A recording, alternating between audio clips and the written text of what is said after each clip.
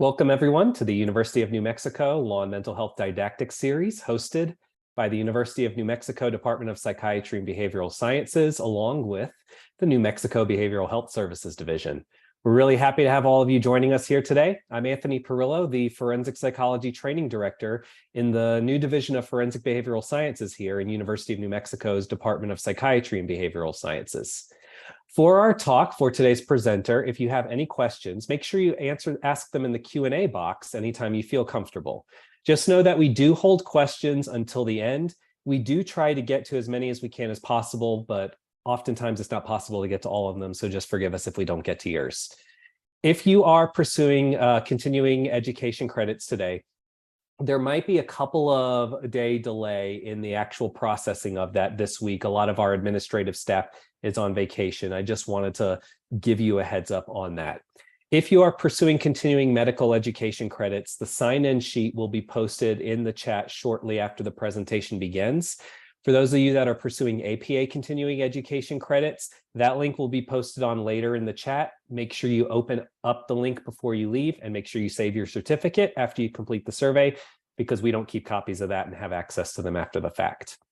A recording for this presentation and the PowerPoint slides will be available to you sometime later in the week.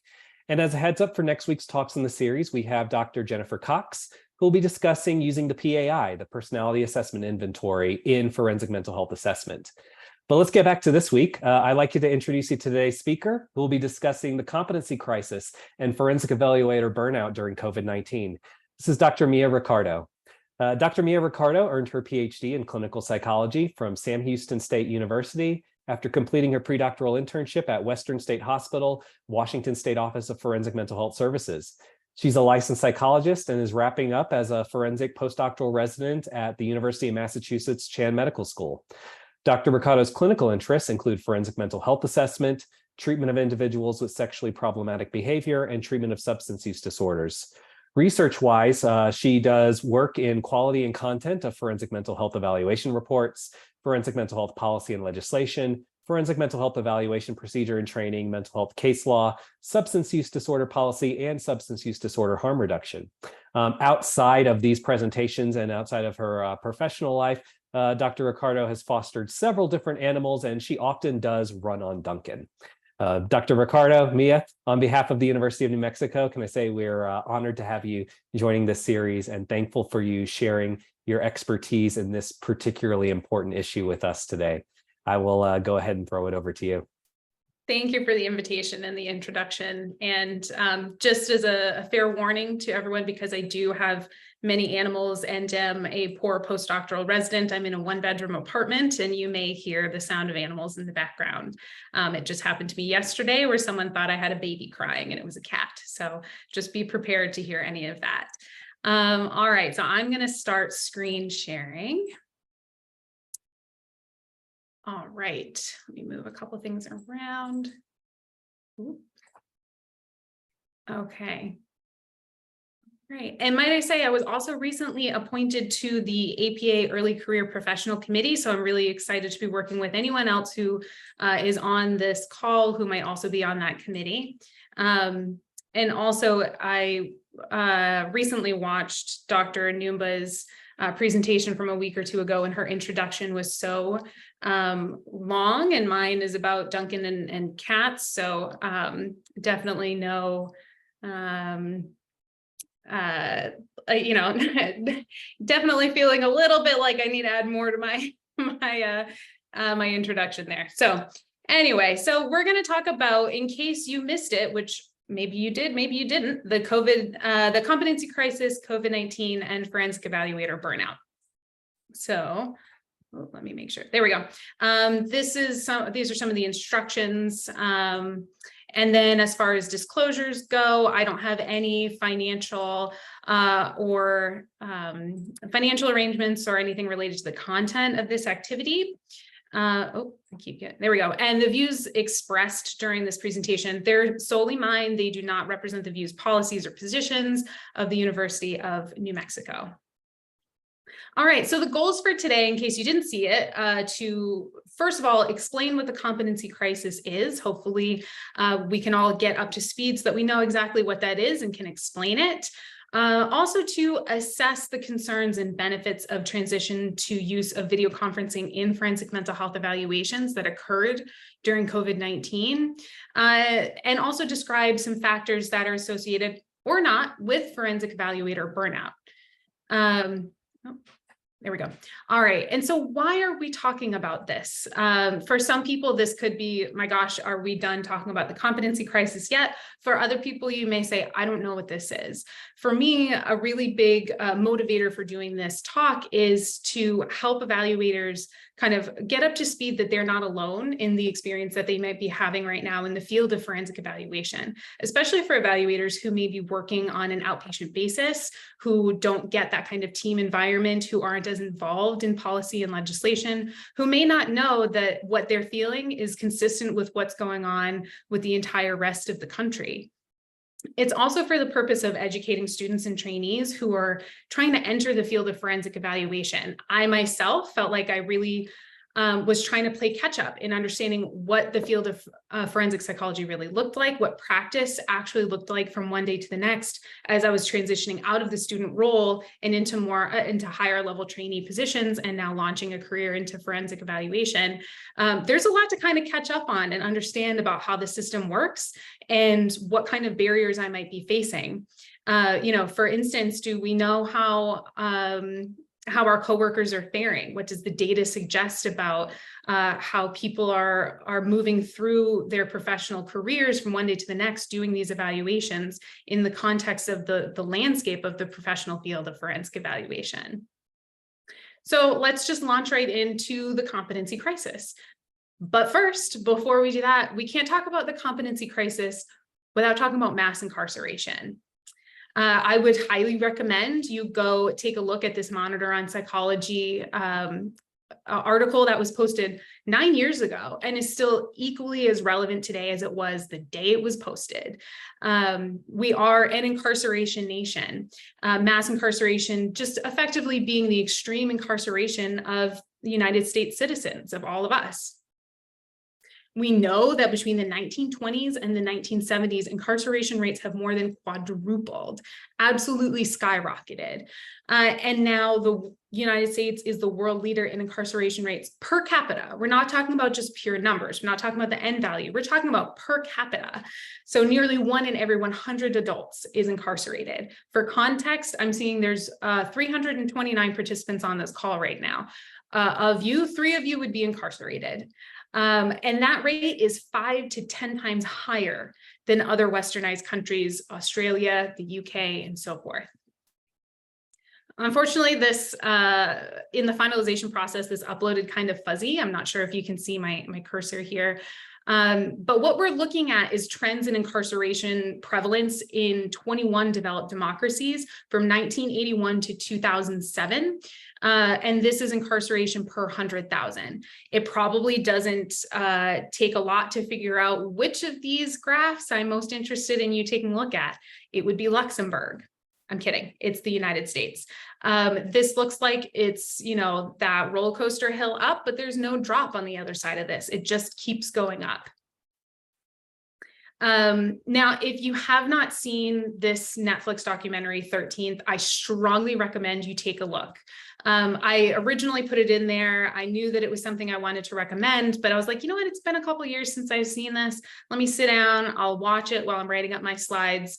It is equally as impactful, last week as it was a few years ago. If you haven't seen it, I strongly recommend you take a look, because it goes over what I want to make sure we're not glossing over, and that's the disparate impact of mass incarceration. So in 2011, for instance, 40% of incarcerated people were African American, despite representing only 13% of the United States population.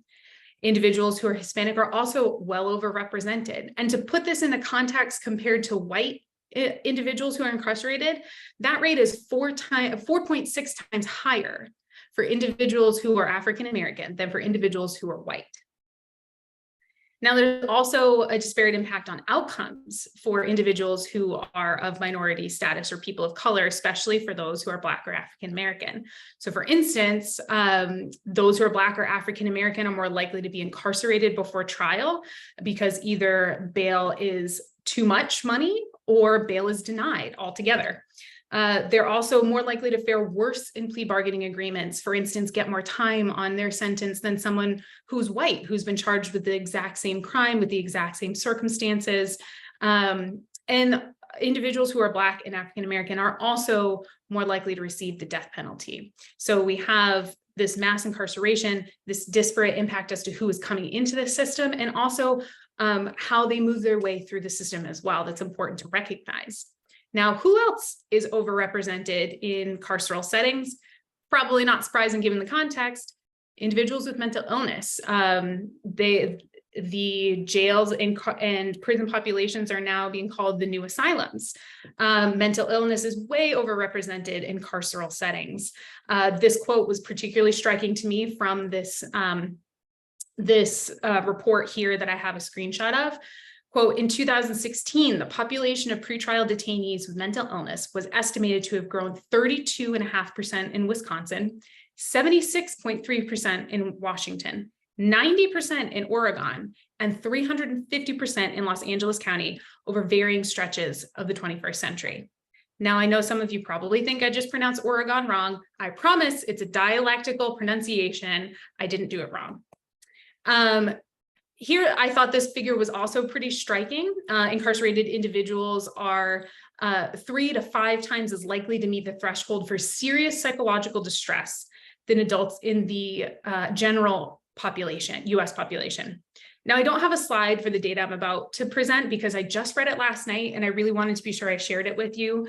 But this data that is from the Connecticut Sentencing Commission, and it really was just kind of overwhelming to read. For their incarcerated population, 80.8% are classified as having an active mental health disorder.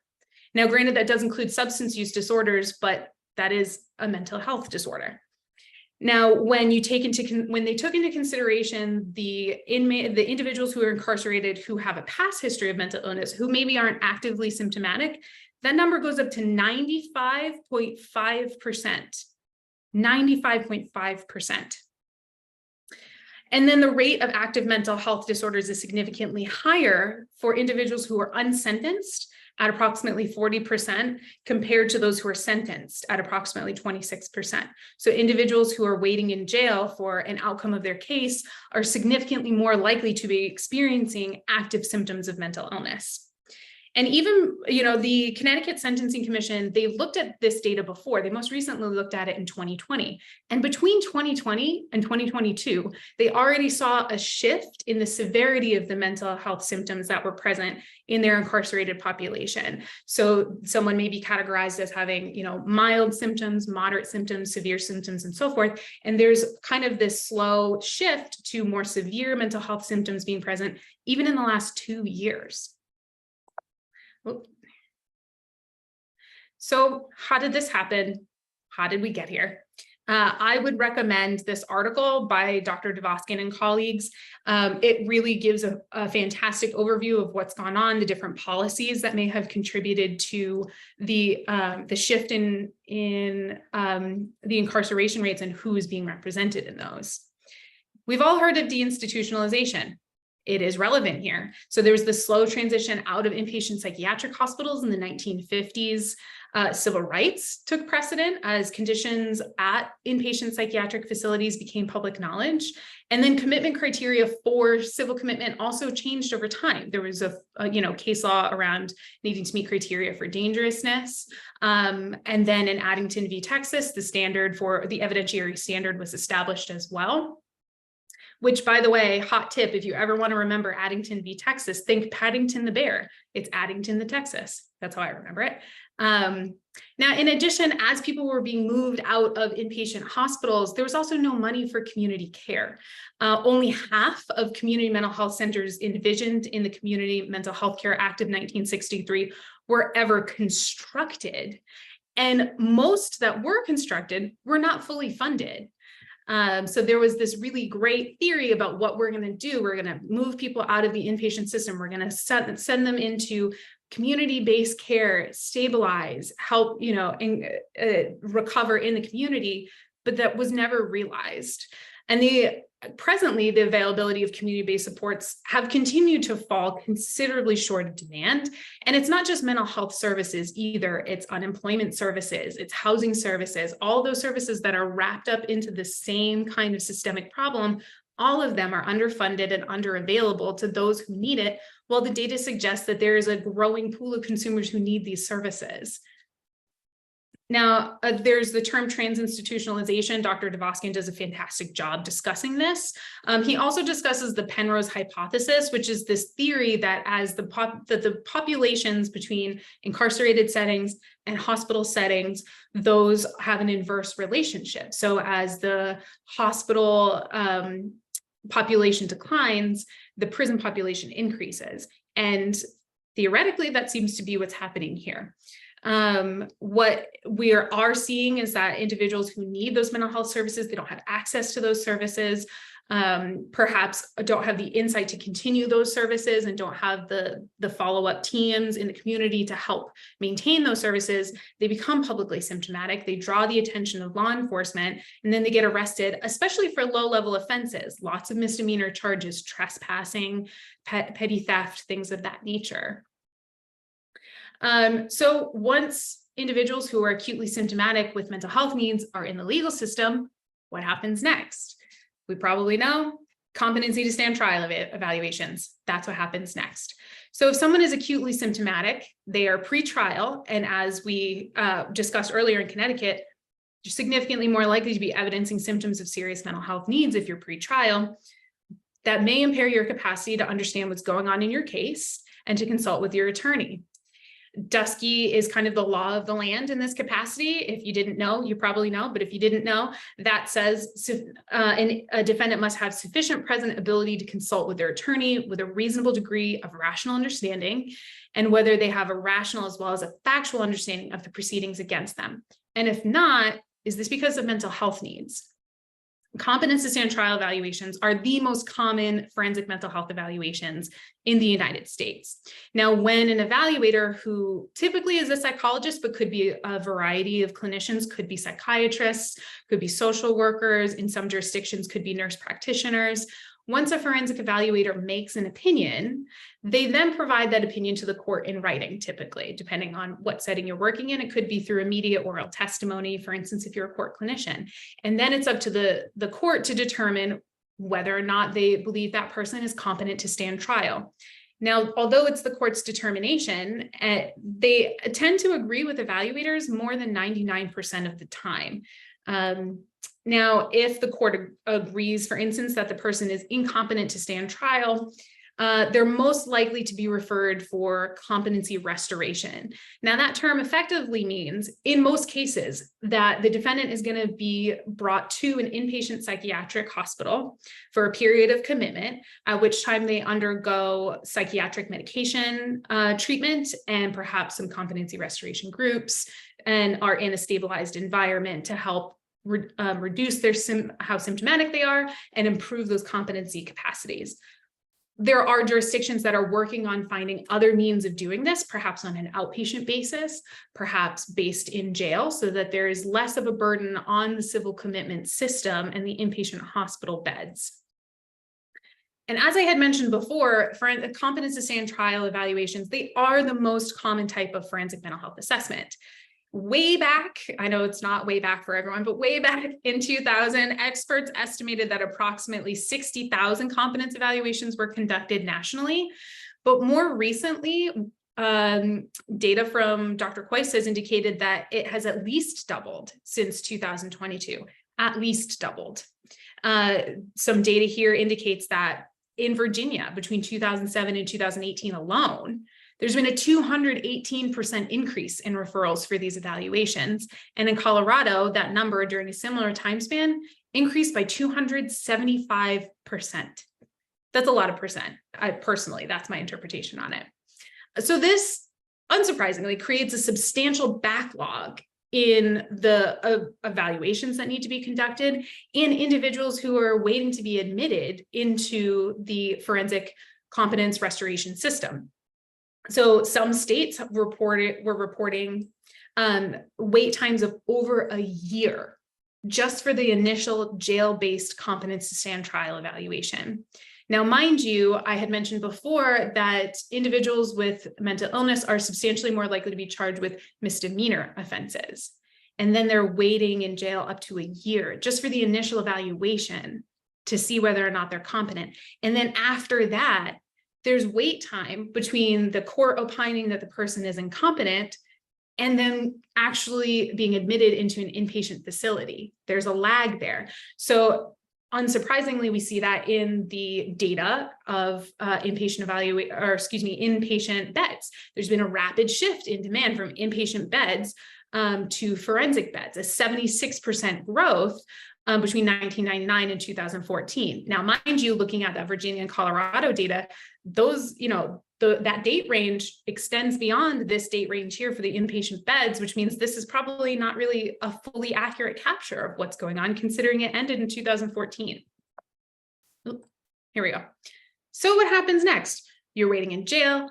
You have serious mental health concerns. Perhaps you don't have any insight or understanding around what's happening, or your mental health treatment needs. You're not accepting medication. You're waiting perhaps a year for the initial evaluation. And then you're waiting for a while to even get into a hospital for the restoration portion. What happens next? Lawsuits. Lots of lawsuits happen next. Many of you on the call may be living or working in a jurisdiction in which there are lawsuits or perhaps pending lawsuits related to due process rights violations for all of this wait time. I'm going to talk a little bit about Washington in particular. It's the state that I'm most familiar with as far as the legal repercussions that they're going through right now. And many of you may be familiar as well. So Trueblood v. Washington is the case I'm talking about most specifically. And in that case, it was decided by the court that defendant due process rights were being violated by these wait times for initial evaluation and for entry into the restoration system. And this was affirmed by the Ninth Circuit in 2016. So the ripple effects of this end up impacting forensic evaluators, because part of that consent decree was that forensic evaluations, jail-based, those initial ones, evaluators had 14 days from the date of the receipt of the court order to turn the evaluation in. 14 days. And if you remember, in some jurisdictions, it was up to a year. I believe in Washington, it was around 60 days or so at the time. So now they have 14 days. Realistically, actually, the first opinion in this case, it was 7 days and that was later changed, but now it's 14 days. So that's a lot of pressure on the evaluators. You've got to get it done in 14 days. And then after that, if the defendant is opined incompetent by the court or found to be incompetent by the court, the state has 7 days to admit the defendant from jail into into a restoration facility. Now, there are contempt fines attached to these deadlines. So for instance, if an evaluator is unable to get a report turned in by 14 days, it's a $750 fine for every day for the first 6 days that evaluation is late. It's not to the evaluator, it's to the state. And then it's $1,500 a day for every day thereafter. Now, Washington has put in immense work to rectify this issue. So many policies, they've been allocating so many dollars towards trying to address this issue, but they're still struggling. They're still having some problems being able to adequately address this issue. So the court has imposed roughly $400 million in fines to the state of Washington because there continue to be compliance issues.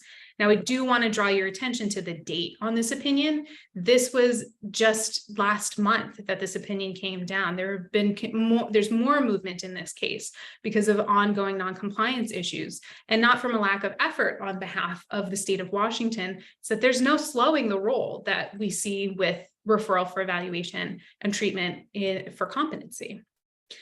Now, in that opinion that I just mentioned, the court cited COVID-19 backlogs as one of the causes for the overwhelmed Washington system.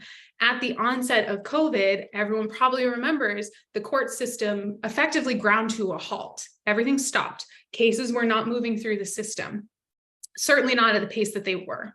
So then that created an additional backlog on top of the backlog that already was happening.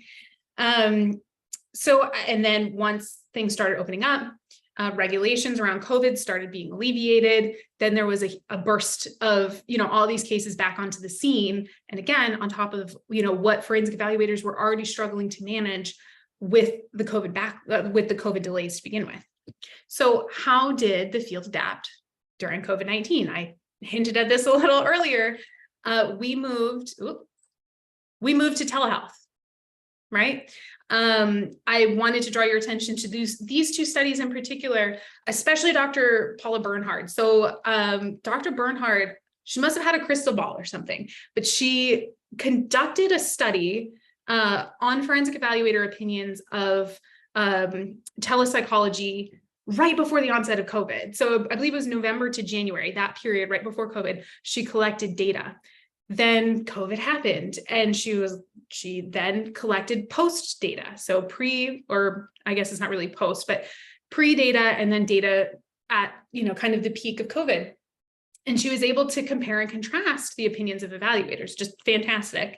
And then this study by Dr. Trupp, hers collected data around May and June of 2020, and more specifically kind of focused in on the experience of conducting competence to stand trial evaluations in particular.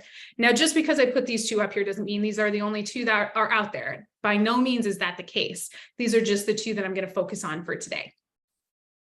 So what we do know is that US courts have been using video conferencing for hearings for decades prior to this, but that forensic evaluators weren't really hip, right? We weren't really doing this yet. And there could be a variety of reasons for that.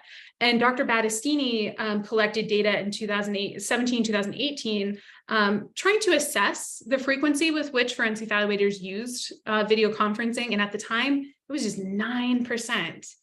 Which when we think about it now is kind of wild. And that's kind of wild because we have the data to say that as of late 2019 and mid 2020, 45% of evaluators who participated in these studies had used video conferencing for competence to stand trial evaluations.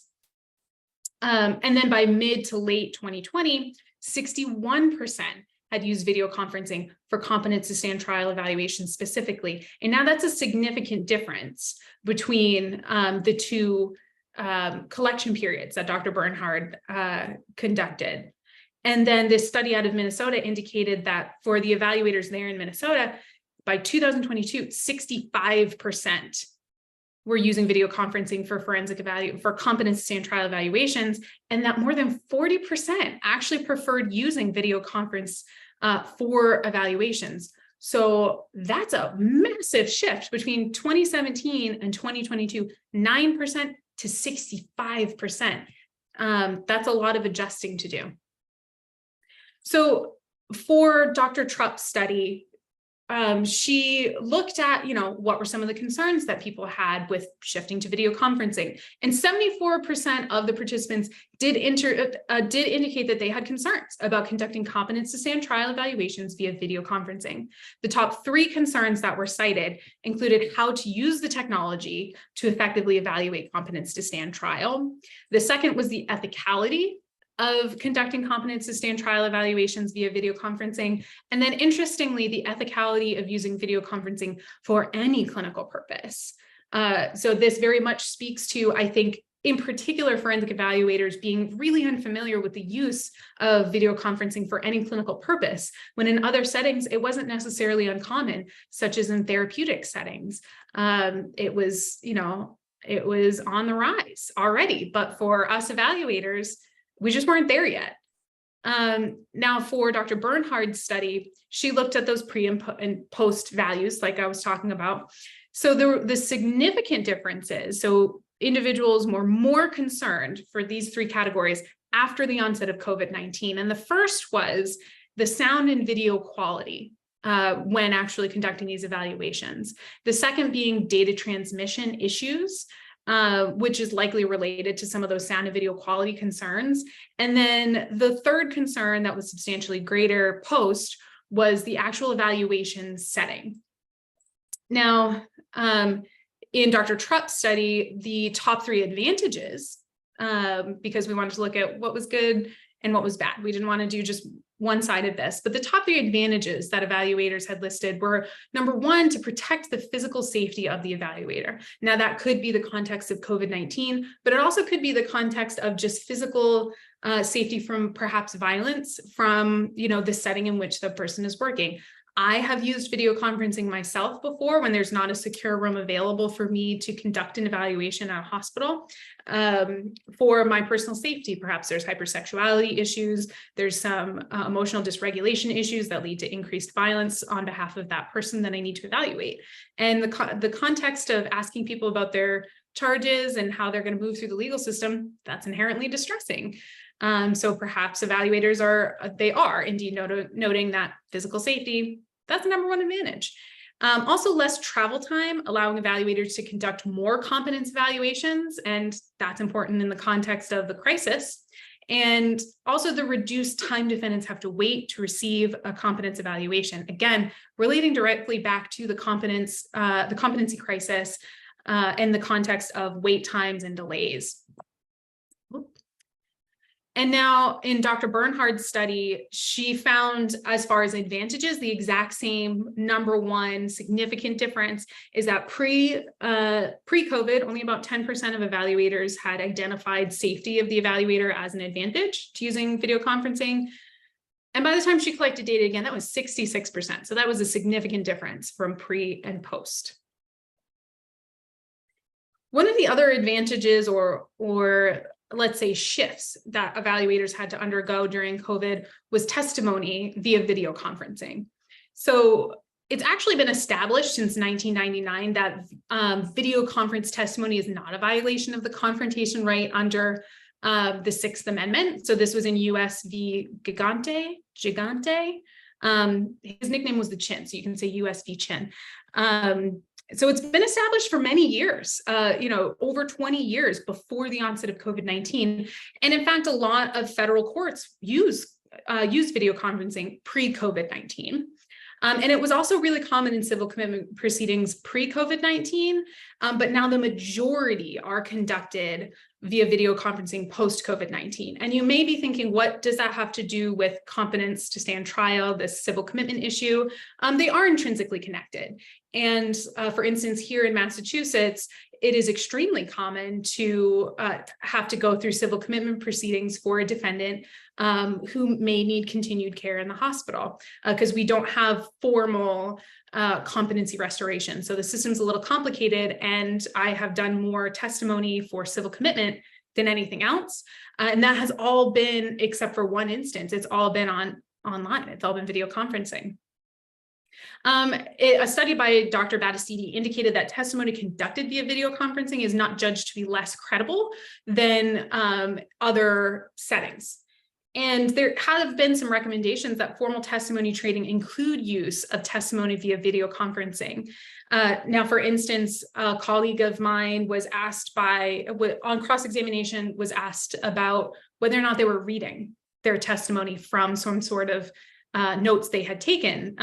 For whatever reason, that came up. And so perhaps that's some training that we need to start engaging our trainees in, and making sure that you're not reading your testimony, or it's not clear that you're reading on your computer screen. Or perhaps what do you do if you're the only person on video conference and everyone else is actually in the courtroom, or is the decorum different? So for instance, one of my supervisors on internship, she tells this hysterical story about how she was the only person on video conferencing and everyone else was in the courtroom. So then it was announced, everyone rise while the judge comes in, and she didn't know what to do. Did she also stand up via video conferencing? She didn't know. It's a really funny story, but it's a genuine concern that maybe we should be considering training students and trainees about. So following the onset of COVID-19 and the shift to video conferencing, there were many calls for guidance as well, because there was not any guidance on this particular intersection between video conferencing and forensic mental health evaluation. And thankfully, We have some now from Dr. Battistini and colleagues. I highly recommend you go take a look at this because it also addresses use of video conferencing, not just for forensic evaluation, but other capacities like research, testing, and so forth. I'm going to try to move along a little bit here because I have a few more slides and it's getting late. So COVID-19 was rough, yes, but video conferencing fixed all of our problems, right? It did not, unfortunately. So myself and my colleagues, we conducted a study on some of that true blood data out of Washington. And this is just kind of to point out where we see some continued problems, even with using video conferencing. So we wanted to look at what were the primary barriers evaluators cited as delaying jail-based competence to stand trial evaluations. Now, I'm not going to get super in depth about this study right now. Hopefully you'll be able to read it soon. We'll just leave that to the editor gods. But what we found was that the second most common cited theme was other, which means we had to do some qualitative coding. And when we did that qualitative coding, what we found was delays related to COVID, despite use of video conferencing and at times because of video conferencing. So for instance, scheduling or technical difficulties or such as connectivity issues continue to be a problem and cause delays. So this shift to video conferencing, it wasn't perfect. It wasn't smooth. There were scheduling difficulties with the facility, and some of those scheduling difficulties specifically cited there not being enough booths or tech equipment to conduct these evaluations because you have multiple evaluators wanting to evaluate multiple defendants in the jail. That means you need multiple pieces of equipment. So that continued to be an issue. There were still delays despite the implementation of video conferencing. That's not to say it wasn't useful. That is to say that it's not perfect. We're still having to deal with these barriers and these hurdles and all of these adjustments that we need to make. So between the competency crisis and COVID-19, as a field, we're still struggling to work in the landscape of forensic evaluation, what it looks like right now. So I also wanted to know, myself and my colleagues, how are forensic evaluators faring amidst these crises? Because as far as I could see, no one had really taken a look at that yet. But Dr. Pirelli and others did recommend we take a look at it right at the beginning of 2020, before the onset of COVID. Again, he and Dr. Bernhard must be sharing a crystal ball. He talked about this fantastic article here, Preventing Vicarious Trauma, Compassion Fatigue, and Burnout in Forensic Mental Health, a forensic psychology as exemplar. This is a great study. And he said, hey, maybe we should be taking a look at this. So what is burnout? According to the ICD-11, it is a syndrome conceptualized as resulting from chronic workplace stress that has not been successfully managed. And it kind of has these three dimensions. The first is feelings of energy depletion or exhaustion, that should say, or exhaustion, not of exhaustion, increased mental distance from one's job or feelings of negativism or cynicism related to one's job, and reduced professional efficacy.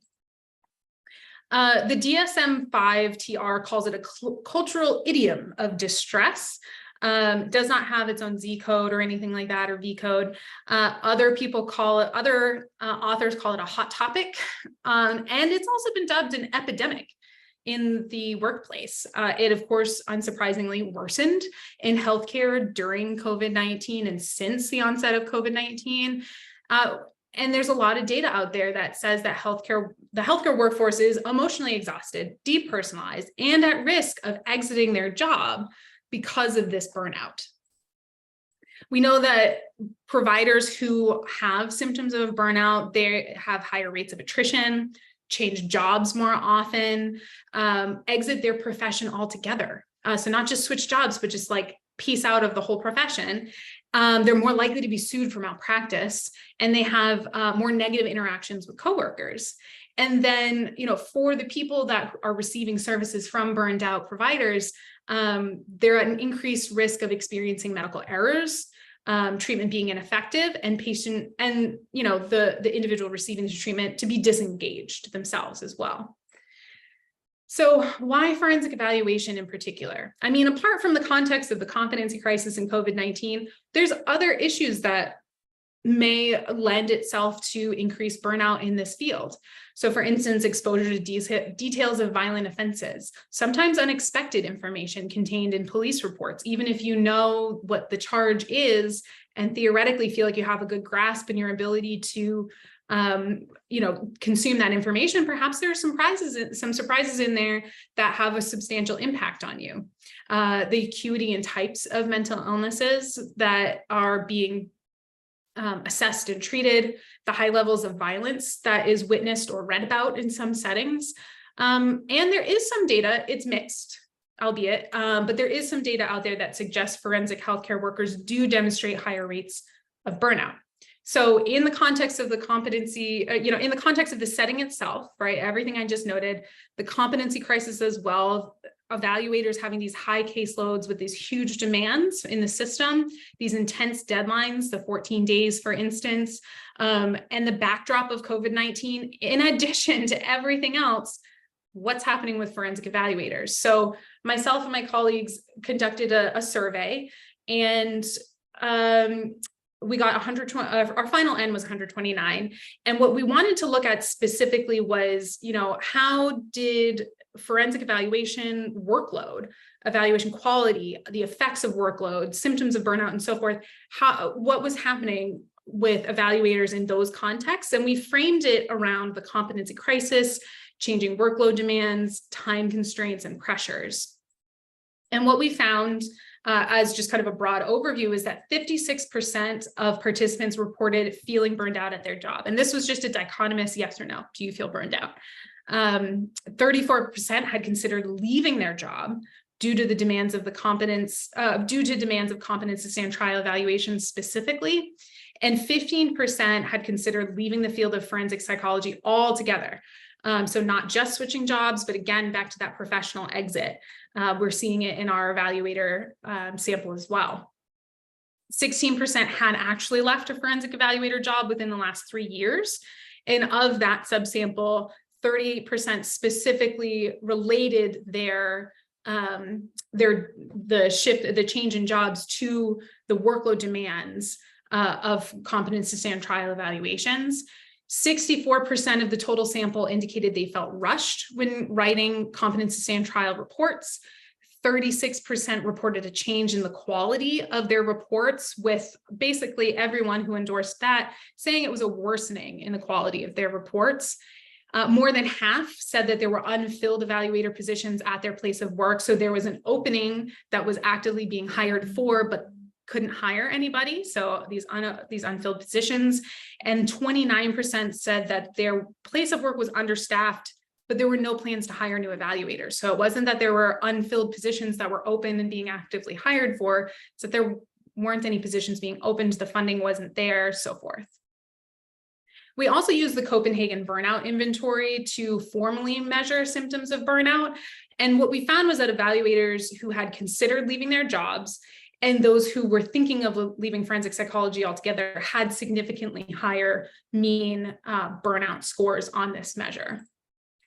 One of the things that we wanted to look at was, what about these actual practice factors? Do they have anything to do with burnout? So specifically, the number of days someone might have between signing of the court order and the due date of the report. Did that have any relationship to burnout? What about the number of required monthly forensic reports as determined by the employer? So perhaps in one jurisdiction, it's 8 per month. In another jurisdiction, it might be 12 per month. Does that number have anything to do with burnout scores? What about the estimated number of competence reports that were actually being written? So maybe that's the minimum number, the 8 or the 12, but you're actually being given more than that, or it's expected you'll do more than that. And maybe it's not written in the contract, but it's a wink. You have to do at least 8 or at least 12. So what about that difference number? And how many you're actually conducting? And surprisingly, what we found is that none of those variables were related to our burnout measure scores, which was very surprising. So what do we have? We have multiple systemic crises, mass incarceration, the competency crisis with absolutely no breaks, and a backlog with adaptation that needs ongoing adaptation really in the context of COVID-19. And what we know is that across the country, forensic evaluators are feeling burned out, pressured to the point of producing poor quality work, and are operating in understaffed work environments. So more than 50% self-identified as burned out. A third had considered quitting their evaluator jobs. Another third said that there was a worsening in the quality of their evaluation reports. And between 29 and 54% of our participants said that they were operating in an understaffed environment as well. So it was, of course, surprising, as I had mentioned, that none of those actual day-to-day job-related factors were actually related to the burnout scores that we had. So what else, apart from those specific workload characteristics could be contributing? Admittedly, right now, it's a big question mark. We don't know for sure. What I might suggest is that, moving forward, we maybe try to examine some of these non-tangible things that don't have numbers on them. So for instance, there could be evolving internal policies at your particular place of work that could be causing additional stress and demand that is related to your feelings and symptoms of burnout. There could be new case law that you're adjusting to, perhaps makes it a little bit harder for evaluators to do their job. There's also supervisory relationships. We didn't ask about that. How does your perception of your relationship with your supervisor, how does that play into your symptoms of burnout? What about administrative support? And also movement options. So I think one of the things that we should consider is, are you working in a system that's centralized? Are you working in a jurisdiction in which your evaluator job is the only forensic evaluator job available in your jurisdiction? Is there a private practice you can go to? Is there another state agency you can go to? What are your movement options? Do you feel stuck at the job that you're at? Maybe you've worked so hard to get an evaluator job and to develop this expertise. Now you're feeling burned out. Perhaps you don't have a supervisory relationship, or the internal policies are difficult to handle, but you don't have the option to move. Maybe if you have a sense of the ability to move, that might have an impact on your sense of burnout. So kind of wrapping it all up, let me take a drink real quick. So there are several ongoing systemic factors for forensic evaluators to navigate and adapt to, and we have to be sure that we're communicating about this, and that we have to, hopefully you're coming out the other side of this talk understanding that if you're feeling this way, if you're feeling burned out and pressured and like the system is collapsing around you, I promise it's not just you. So there's a lot of systemic factors that are contributing to that. And in response, or perhaps at the same time, evaluators are feeling burned out because of it. Or, it may be one of the contributing factors. So it's time to start considering how to protect forensic evaluators amidst this evolving landscape of forensic psychology, these policies, these consent decrees that are coming out as part of these different lawsuits. And we should also be educating trainees on the state of practice in preparation for their realistic understanding of entry into the field. For instance, if they have strong interest in doing multiple types of forensic evaluation, how would that actually look moving into an evaluator position when the vast majority of the cases are competence, and it's really hard to get away from that because there's such a huge demand. If you also want to do sexual violence risk, how do you do both of those things is private practice the only option for that, for instance? We need to be talking about this more. All right, and I'm going to stop there. Prepped for questions, ready to go. And please do connect with me here at my email account if you have any questions or wanted a copy of anything. Thank you so much, Dr. Ricardo Mio, for such an important and timely presentation here. It's resonating with a lot of people that have, whether it's direct experience in these competency evaluations or just all of our universal experience working in a variety of circumstances within this pandemic. Very much appreciate all the information that you've provided here. It looks like the questions are flowing in, but of course, if you have any questions, continue to add those to our Q&A box, and I will do the best I can. Dr. Ricardo will stay for a few minutes to answer some questions, and I'll throw some out her way. This question came a little bit before you got into some of the VC research, and I know you have some personal research in this area. So I hope you could discuss this a little bit. Somebody was asking about research on competency exams being conducted via video conference and the results of them versus the same clinical decisions for in-person exams. They said personally they use video conferencing when they must, but they still feel that in-person exams allow the examiner to assess for clinical signs of mental illness that may be more subtle and not as observable over video conference. And if you could just discuss some of the research, whether your own or other ones, that you understand how it relates to this topic. Yeah, certainly. I think the first one that comes to mind is a study. I believe Dr. Fran Lexon was one of the authors on it out of Washington, looking at the Georgia competency test, using that simultaneously, one person in person, one person on video conferencing, and then comparing the scores. And there was no significant difference in those scores. Happy to send that citation out to anybody, but that, for instance, is one of the studies that has looked at that. And unfortunately, there's not a lot out there that isn't maybe measure based like that. But that's what we have so far. And that was actually pre-COVID that study came out. And I would agree with you that there can sometimes be some subtle things that we miss. For instance, I was talking with an attorney the other day, and he was like, hey, I just want to let you know, I'm not sure if the doctor who did the initial screening evaluation saw this because they were on video conferencing, but the defendant was kind of like flailing his arms in a weird way, like smacking himself kind of. And it, like, if you can't see what my hands are doing down here right now, right? Like what, how many fingers am I holding up? And I did read the screening report, and there was not a mention of his movements in the screening report. Now, that doesn't mean the evaluator didn't see it. Perhaps they just forgot to put it in there. They didn't find it as important. That maybe there were other more pressing mental health symptoms, more present mental health symptoms. But that could be, anecdotally, one of the things that we do miss, perhaps. But we don't have a ton of data yet on the difference between in-person and online that isn't kind of measures based like that, but definitely look into that study from Dr. Lexon. Yeah. Wonderful. Thank you. Somebody else asked if you considered or were aware if there was any research on the impact of broader perceptions of the criminal legal system on forensic evaluator burnout. This person says, in my experience, since George Floyd, there has been a significant dip in morale for evaluators in an existential matter. For example, is what I'm doing making any sort of difference? That is a fantastic point. And to my knowledge, no.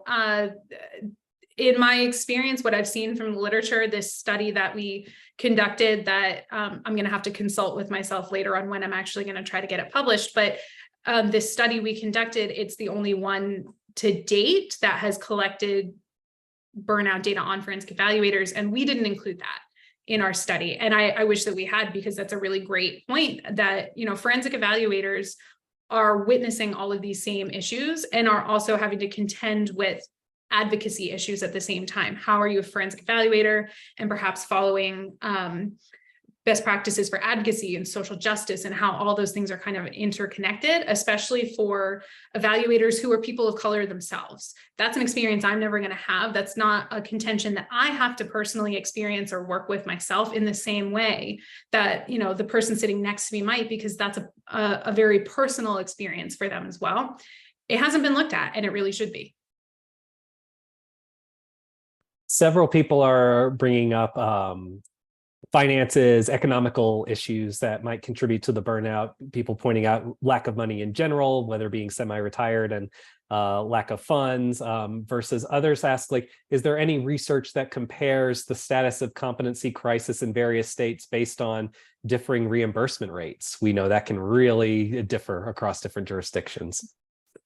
We did not collect anything on hourly reimbursement rates, or perhaps what the kind of if you do one CST, it costs we'll give you this much money. We didn't look at that specifically. We did collect data on what the estimated starting salary was for an evaluator in, that individual's jurisdiction, that participant's jurisdiction.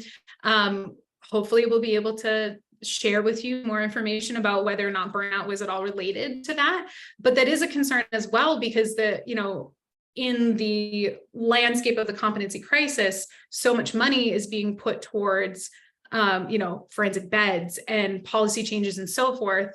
It would be unsurprising to me if forensic evaluators weren't considered in that budget and that budget shift. I know in Washington, they have considered that, and they have made some strides towards equitable pay for forensic evaluators. But I don't know that that's the same in all jurisdictions. And I would probably guess that there is some relationship there. And like I said, hopefully we can share with you some more information about the results of the financial data we did collect. But I'll tell you now, it was not in depth. Yeah, a lot of people coming in with the curiosity of different factors related to burnout here.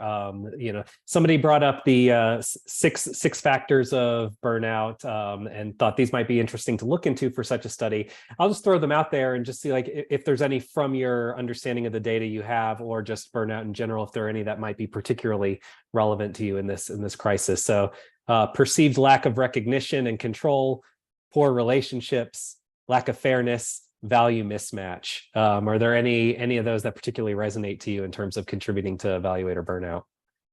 Yeah, I think we had looked a little bit more at what some of the physical experiences of the burnout might be, like sense of exhaustion, or perhaps maybe the professional effects, such as inability to conduct certain evaluations, inability to engage in research that you might want to engage in because of the workload or perceived workload that you're experiencing related to the competency crisis. So we did ask kind of a series of questions about, have you experienced this or this or this, that were separate from that single question about, are you experiencing burnout, and separate from the Copenhagen burnout inventory. So I would have to look again and see exactly what those are, because it was a long kind of list of more specific symptoms. And if it's in there, admittedly, we haven't done enough analysis yet for me to tell you what the results of that were. So stay tuned. I'm sorry. Absolutely. Somebody, of course, prefacing, thank you for your wonderful presentation. Wanting to know more about if your research assessed the nature of burnout of evaluators that work specifically inpatient. Seemed the data that you presented centered on competency evaluations conducted prior to hospitalization, perhaps less on post-competency restoration to determine if defendants are ready to return to court. For example, pressure to discharge patients to admit those off of the wait list could be a factor in influencing burnout. Thoughts on this? Yes, absolutely. I agree with you. And we did ask participants about their setting, whether they're working at a hospital, jail setting, so forth. So we should be able to give a little bit of analysis about that. Unfortunately, our N is not huge, so we are going to be a little bit limited in how much data analysis we can do, but it is something we collected. So I'm hoping that we can give you an answer on that whenever I get my act together. Somebody asked a little broadly, given that scores on the measures were not related to the identified characteristics in the way you were expecting, is it possible the issues with the measures themselves? They said, I find that burnout measures are not particularly great at considering system factors. How's the system failing you? Rather than individual factors, are you managing poorly? Yeah, absolutely. And I think that is a very important consideration, and something that's talked about a lot in the burnout literature is that, how well are we actually capturing what the experience of burnout is? And what we found was that for part of the reason we asked the question separately, are you burned out, like subjectively, and then had the measure separate from that, was to correlate the two and see if one was actually related to the other at all. So at least in that capacity, we know that the burnout inventory was highly correlated, a significant value with perceived feelings of burnout. So we have that verification, but what we can't really verify is like how accurately it actually captured the entire spread of different types of factors that might contribute to that. So one of the things maybe we can look at is, is there a difference between, the evaluator's subjective perception and the different kind of workplace like expectations versus the inventory? I suspect it won't be, just because they were so highly correlated, but it is a great point. It's certainly an issue that has a lot of broad and personal interest, given that burnout is clearly both a me issue and a we issue Yes. in this area. So, Dr. Ricardo, Mia, thank you so much for sharing all of the work that you've directly been doing, and also informing everybody just on the state of all of this. It's really important for us to continue to be aware of how broad this issue is, and then to be able to try to understand it more deeply as we understand and evolve as forensic evaluators. That wraps up this week's Law and Mental Health series. We hope to see you next week when Dr. Jennifer Cox will be going over the use of the PAI in forensic mental health assessment. Until then, we hope you have a fantastic next week, and we hope to see you next time. Thank you, Dr. Ricardo. Bye.